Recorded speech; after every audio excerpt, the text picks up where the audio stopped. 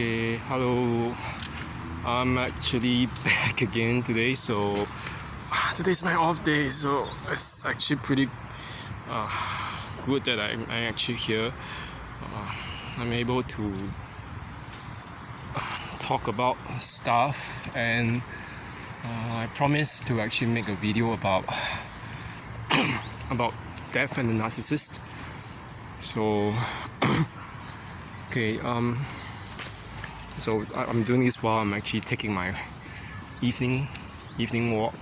So now it's about 6 something p.m. in the evening. So as you can see, there are actually joggers, people taking their pets out for a walk, or or just people simply just taking a break or getting off from work. So I'm actually not working today, so I think it's a good time. So let's talk a little bit about the topic of death and the narcissist. So I know that it's a pretty sensitive topic for most people, and so I think that everyone knows. Everyone who's been following me knows that about a month ago, on the 27th, from 27 onwards, till at least 29th on the weekend of May, my whole family and I were actually having a funeral wake for my maternal grandmother. So the topic of death is still pretty fresh. The memories of death, of her passing, they're still very, pretty strong. You don't just forget about someone who's close to you, whom you shared a large part of your life with. And I think that especially because you're such a good person, so I think that it was something that affected everyone in the family. So I think her death especially was something that taught me a lot of things that it didn't just teach me stuff, but it made me face a lot of things that I didn't want to actually think about, and things that I didn't initially contemplate. So I kind of decided that I had to actually put that down on pen and paper, and also create some video content about it. So a few days ago, my friend and I were talking about my prior experience of a friend of mine anyway, from secondary school, from that's the equivalent of middle school in the US system. So we call it secondary school here in Singapore. So so I was telling him about the experience, and we were saying that narcissists really treat everyone around them except maybe people who are of use to them. And in the process of you treating them, their supply, they really drag out their torture and their torment and whatever, their abuses of these people, the supply sources, like over months, over years, such that 1 hour feels like days or weeks or months. It feels like eternity. So I myself felt that it was really like years, although it was only 3 months of emotional abuse by a narcissist. So something you don't want to actually go through, but once you've been through it, you start wising up and you realize, the world isn't full of good people.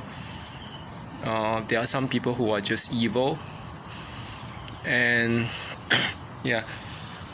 So I actually remember saying to my friend about that particular narcissist in my life.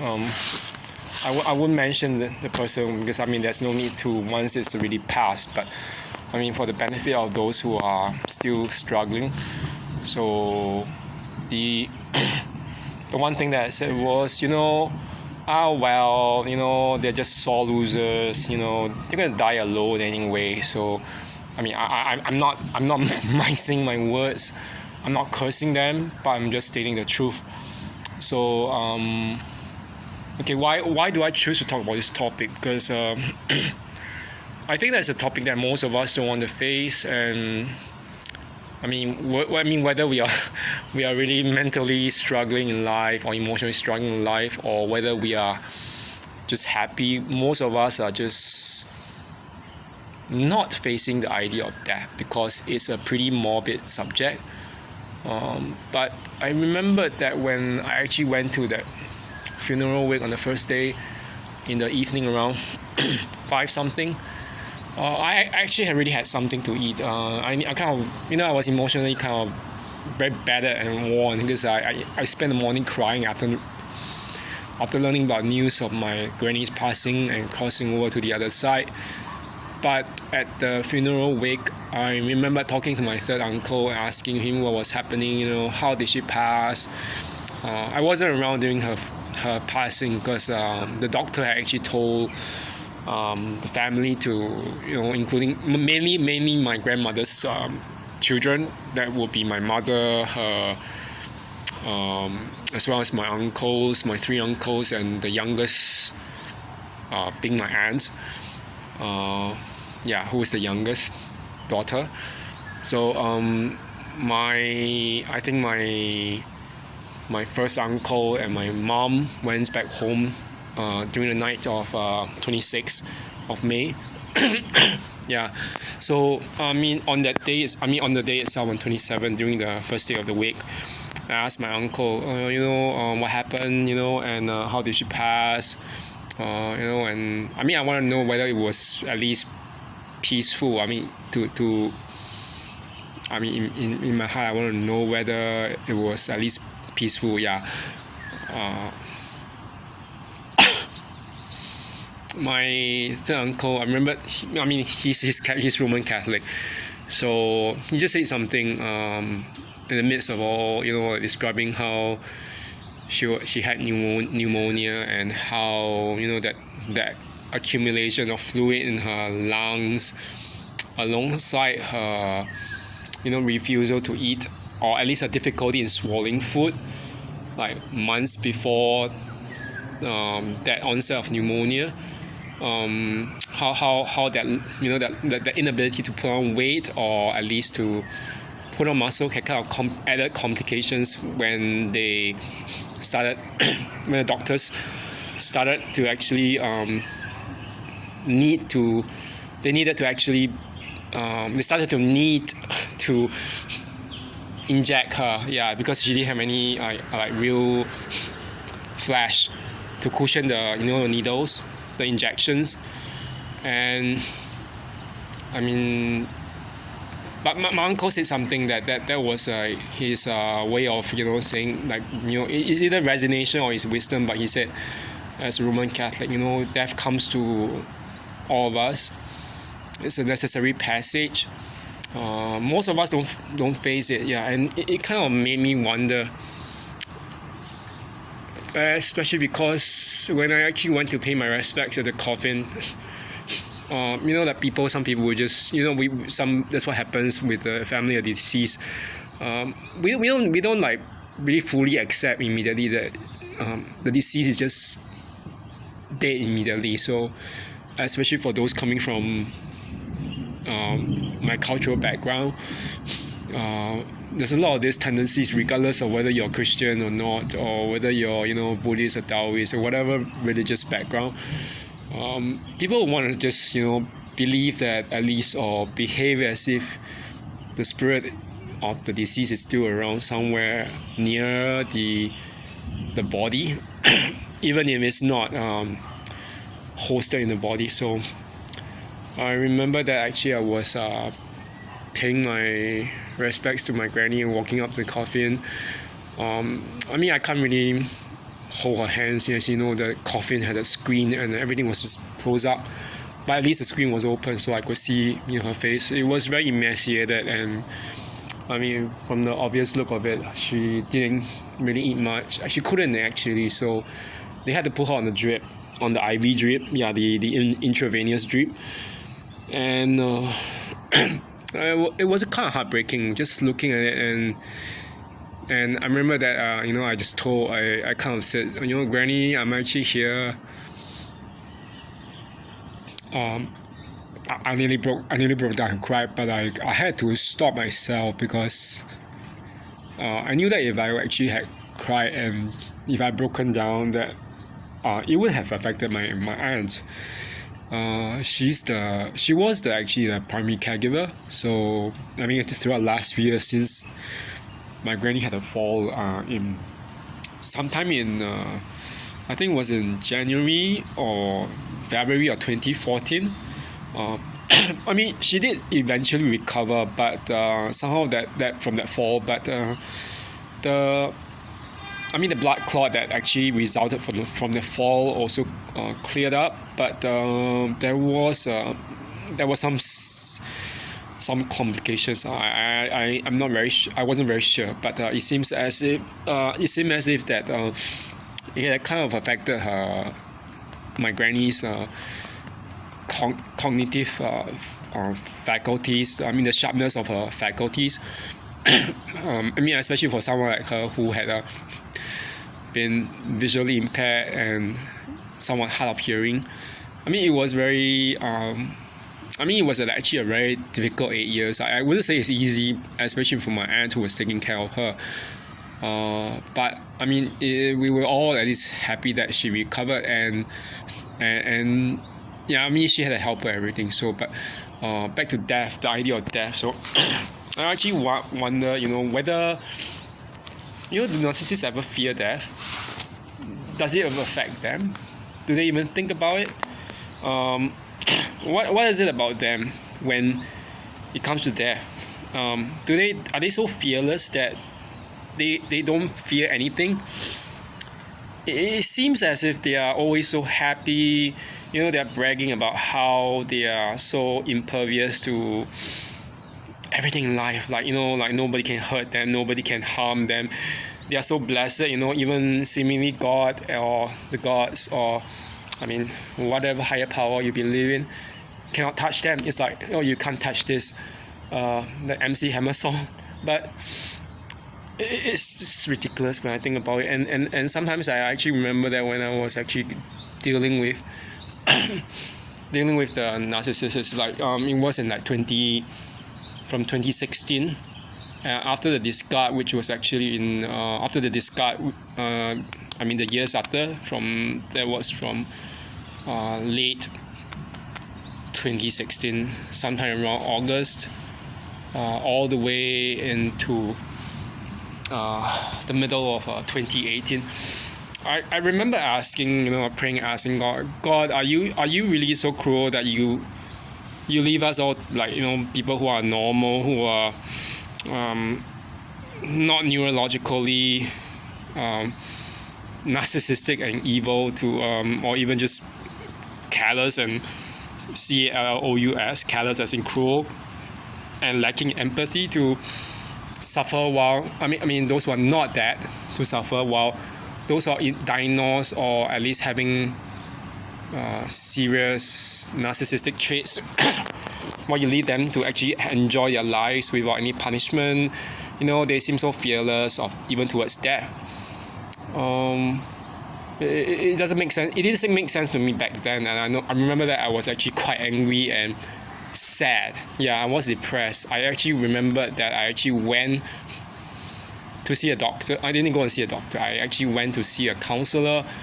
The counselors were really worried for me because they knew that I had gone through quite a bit of tough situation. I mean, it wasn't really easy to explain everything to them, but they kind of knew based on those few details that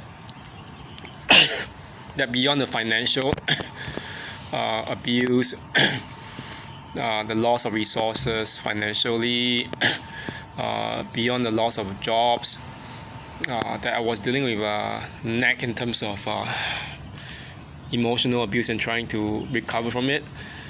So the counselors didn't want me to kill myself and take my own life, so that and they, it was crazy. But I remember that my friend, one of my friends actually, I had to nominate a friend to call me. The counselors asked a friend of mine to call me so that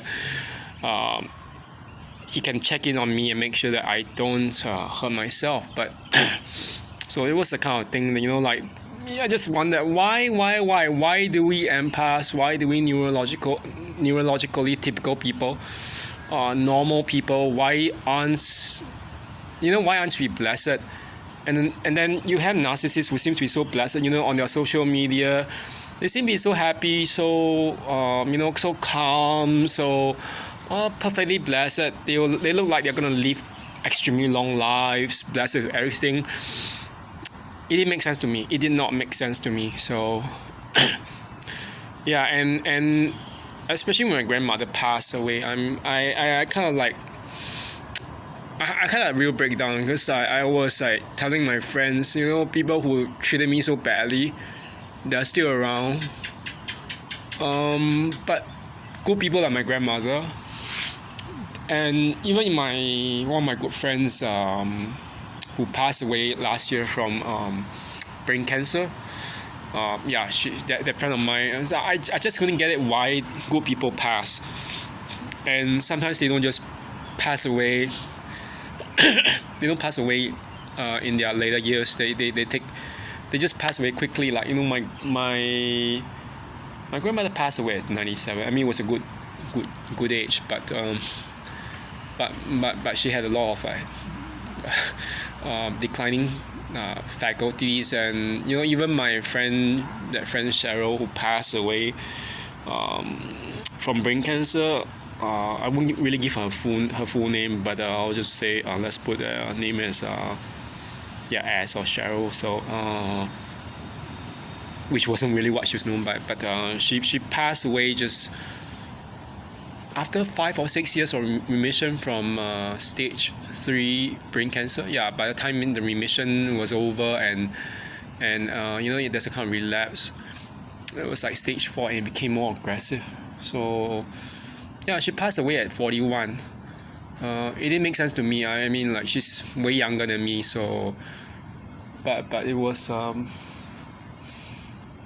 but yeah, it was just emotionally very hard to really handle. And I remember asking God a lot of these things, but I kind of realized at the end of it, that the idea of death, we say, they seem so happy, narcissists, they seem so impervious, and yet at the end of it, that movie title, that stars Goldie Hawn and Meryl Streep, with the title "Death Becomes Her." Yeah, so that idea of death being an essential part of everyone, unless you actually swallow that so-called pill or potion of immortality or eternal youth, like Goldie Hawn and Meryl Streep's two characters, whom I actually think are also possibly narcissistic as women, because they were obsessed with eternal youth and beauty at all cost. So death is it's something that all of us must face. So there's something that I think that most narcissists don't let you know, based on what I get, based on my experience with one 6 years ago. They seem to be pretty obsessed with death, not so much to themselves, but death to other people. So the deaths of other people seem to be some form of supply or some form of gratification for a narcissist.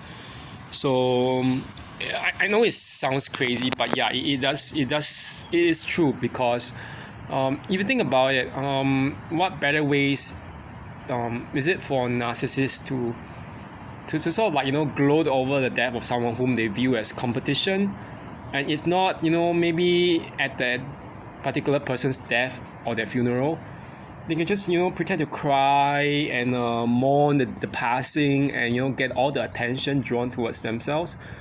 It's just like Meghan Markle at saying that, oh, I can't be at the funeral of Prince Philip of Edinburgh because all the eyes and all the attention will be on me. Oh yeah, right. No one's bothering about her, and no one really likes her in the UK or elsewhere, but she thinks she's like the superstar. So the thing is that narcissists really they profit off the deaths of other people. I mean, in some of the worst cases, you have like narcissists who go to a funeral, they take photographs. Yeah, they take photographs of the coffin of the dead with them in it. It's just sick. It's really, really sick. So I think that that's the kind of thing that that's how low a narcissist can sink. They sink to new lows, and they don't have a conscience. They don't know what is emotional empathy, because I mean, to them, like, humans are nothing. Yeah, humans are nothing. We are nothing more than just things they can get off. Yeah, get off too. So and get a high on. So, but the deaths of other people seem to be some kind of a high. I'm talking about this especially in the case of the former narcissist in my life. About 6 years ago. That was in 2016. I knew the narcissist around 2015, but didn't actually really talk much until 2016. So that nature of that relationship, is something that I wouldn't really talk much about now. Talk about much now, but like starting out, whether as friends or as like dating, whatever. But it's beyond all those details of everything. But there was one particular situation when that former narcissist heard about my my grandmother, my maternal grandmother, who was like visually impaired and actually had a fall. By 2016 she had already recovered. 2 years, how can she not recover? There would be something wrong if she's like always in that so-called coma and or that kind of like a sleeping state or whatever, where she's not aware of her surroundings. But there was something strange, during a period of time when, despite being aware that my grandmother was still alive, the former narcissist was not always, but talking about, I don't know how many, like the 4 or the 6 stages of like grieving, and that when someone passes, then we must go through all these stages, like denial, sadness, anger, what blah blah blah. But my grandmother had not passed at that point. She was still alive, healthy. Her faculties might not be fully functional because she was actually blind in one eye, and the other eye was also failing her. But her hearing wasn't as good as before, but she was still alive. She could walk, although she had some back pain or everything. Or at least her back wasn't good, but she could walk, and with some assistance, from the domestic helper. So why for all the logic in the world and all the conscience that we have, why was that idiot talking about her death in the non-existent future tense? It didn't really make any sense. I told a friend, and she was like, "What the F? Like, what's wrong with these people?" it wasn't just insensitive, but it was like, oh, it felt like a kind of prediction, like trying to, curse my family. Are you trying to curse my family? That I mean, like, yeah, but I mean, my grandma outlived that stupid curse by 6 years or whatever. But yeah, I mean, that's beside the point. But the thing is, I think that there's a very latent or strong obsession with death that narcissists have with it. They just love it if they can see it in someone else. But they just don't want to admit that they will die. It's just ridiculous. Yeah, but so what happens when the narcissist actually dies, or he or she is on the deathbed moments? I mean, I don't know, because I honestly can't say. But based on what I've heard, and based on what I've seen and experienced with people who pass in my family and my friends who are not narcissistic, I'm at least able to make a certain kind of comparison. That I wasn't around when my granny passed away, and even my mother told me not to actually mention it, anything about her passing or her death, or even just about my granny, to my aunt who was there, and to even during her last moments.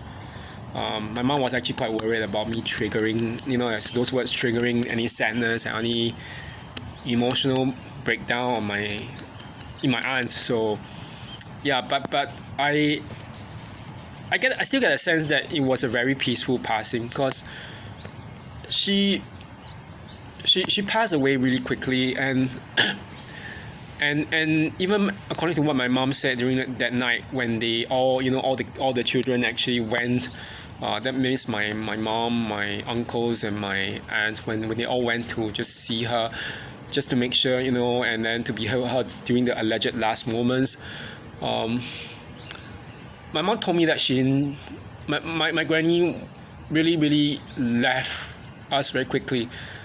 It was almost as if my granny had kind of awareness that if she had stayed on, it would be immense stress on the family, and not just emotionally, but financially, because that most people aren't aware. I mean, just in case most people are not aware, the daily cost of medical aid here in Singapore are just ridiculous, and beyond that, you can even pay as much, just or even more, on a funeral. Like, I mean, you can pay about, goodness, 20,000 just for a funeral wake, and then once you get the ashes of the person, when the person has been cremated, for those who want to actually put it in somewhere in a columbarium or like a cemetery, and to have a slot, you pay a few thousands. And I heard from my mother that it was like $8,000.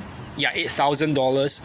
Yeah, it's just ridiculous. 8,000, that would be about 6,000 something American dollars, to place the urn of my containing my grandmother's ashes in a Buddhist temple.